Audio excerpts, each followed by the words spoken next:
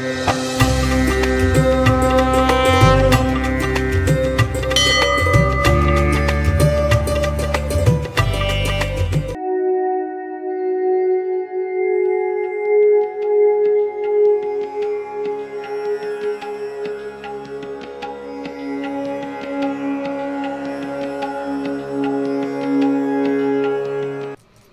అస్మద్గురుభ్యో నమః. శ్రీమతే రామానుజాయ నమః. రామరాజ్యం టీవీ ప్రేక్షకులకు స్వాగతం. శ్రీరామాయణంలో అయోధ్యకాండ, సుందరకాండ విశేషమైనటువంటి కాండలండి. మనం ఇప్పుడు అయోధ్యకాండలో ఉన్నాం. దశరథ మహారాజు కైకేయి భవనంలో ఉన్నారు. కైకేయి 2 వరాలు కోరింది. వాటిని జీర్ణించుకోలేక బాధపడుతూ ఉన్నాడు. మాట ఇచ్చి తప్పుతావా అంటుంది కైకేయి. సత్యానికి కట్టుబడి ఉండాలి రఘువంశ మహారాజులందరూ అంటుంది. కానీ నేను చేసిన పాపం ఏమిటి అని చింతిస్తూ ఉన్నాడు. స్పృహ తప్పి పడిపోతున్నాడు. అటువంటి సమయంలో తెల్లవార వస్తూ ఉన్నది. నిద్ర లేదు, మనశ్శాంతి లేదు. వశిష్ఠ మహర్షి విచ్చేశాడనే వార్త చెప్పడానికి సుమంత్రుడు విచ్చేసి రాజుగారికి స్తోత్రం చేసి ఈ విషయాన్ని తెలియజేశాడు. పట్టాభిషేకానికి అంతా సర్వం సిద్ధమైంది మహారాజా, ఈ విషయం తెలియజేయడానికి విచ్చేశాను అని. మహారాజు ఏం మాట్లాడలేదు. ఆమె మాటలకి కట్టుబడిపోయాడు, లొంగిపోయాడు. ఏమీ చేయడానికి అస్వస్థుడిగా అయిపోయాడు. ఎందుకంటే ఎప్పుడో ఇచ్చిన 2 వరాలు ఉన్నాయి, అవి ఇవ్వాలి అంటుంది కనుక. కైకమ్మనే సుమంత్రుడితో అంటుంది. సుమంత్రుడు అడుగుతాడు, ఎందుకు మహారాజా అలా ఉన్నారు అని. వెంటనే కైకేయి రాత్రంతా రామచంద్రుడి యొక్క పట్టాభిషేకం విషయం గురించి ఆలోచిస్తూ నిద్రపోలేదు, అసలు నిద్రే లేదు. అందుకని ఇప్పుడు వెంటనే రామచంద్రుడిని ప్రవేశపెట్టు అని తెలియజేసింది. సుమంత్రుడు మహారాజు గారి ఆజ్ఞ కోసం వేచి ఉన్నాడు. మహారాజా అని ఒక అడుగు ముందుకు వేసి మహారాజును అడగబోయాడు.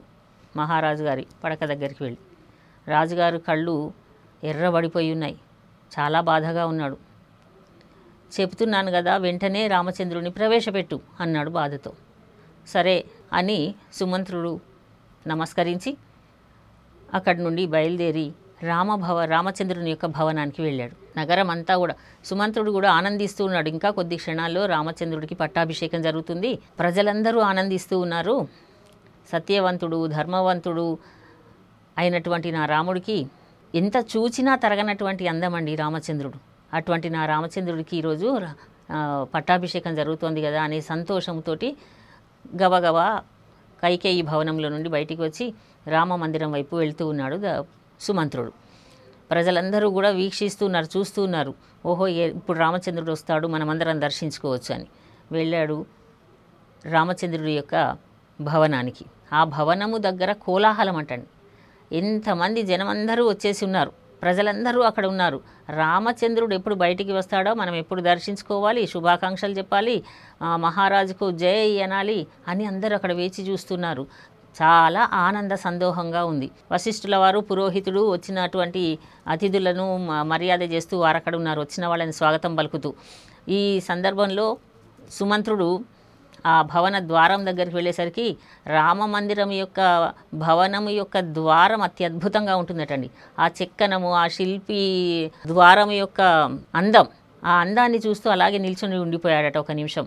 ఆ తర్వాత అక్కడ ఉన్నటువంటి ప్రజలందరినీ పక్కకు జరుపుకొని మందిరంలోనికి వెళ్ళాడు సుమంత్రుడు. వెళ్ళిన వెంటనే సీతమ్మ వారు, సీతాదేవి రామచంద్రుడిని అలంకరిస్తోంది. సరే, అక్కడ ఉన్నటువంటి ద్వారపాలకులతోటి రామచంద్రుడికి ఈ విషయం చెప్పండి, సుమంత్రుడు విచ్చేశాడని తెలియజేశారు. ఆ విషయం చెప్పిన వెంటనే రాముడు తానే బయటికి వెళ్ళి మాట్లాడవచ్చు అసలైతే, కానీ సుమంత్రుడినే లోపలికి రమ్మని పిలిచాడండి. సుమంత్రుడు లోపలికి వెళ్ళాడు. అమ్మ సీతమ్మ, రామచంద్రుడు ఇద్దరే ఉన్నారు.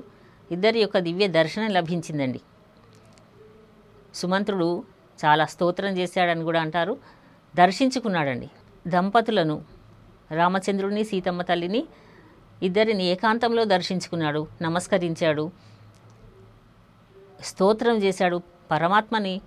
ఇప్పుడు సుమంత్రుడు వస్తే రామచంద్రుడు సుమంత్రుడు వచ్చాడా అని రాముడే బయటికి వెళ్ళొచ్చు, కానీ బయటికి వెళ్లకుండా పిలిచాడు అంటే అర్థం ఏమిటి అంటే భగవంతుడు తన భక్తులను తన చెంతకి అలా రప్పించుకుంటాడండి.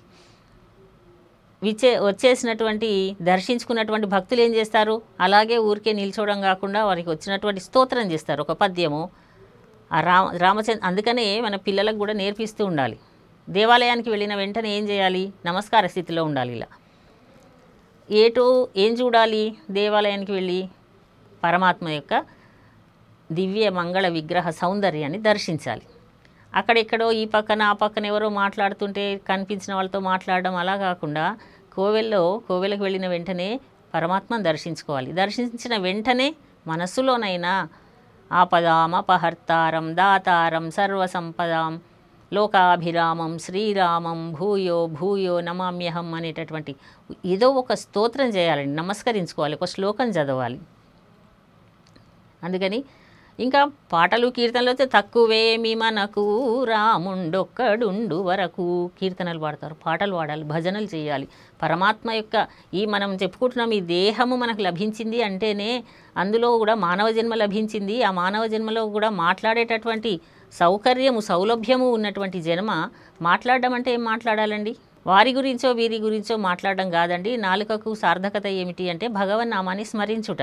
భగవన్నామాన్ని స్మరించడం వల్ల అనేకమైన లాభాలు ఉన్నాయండి.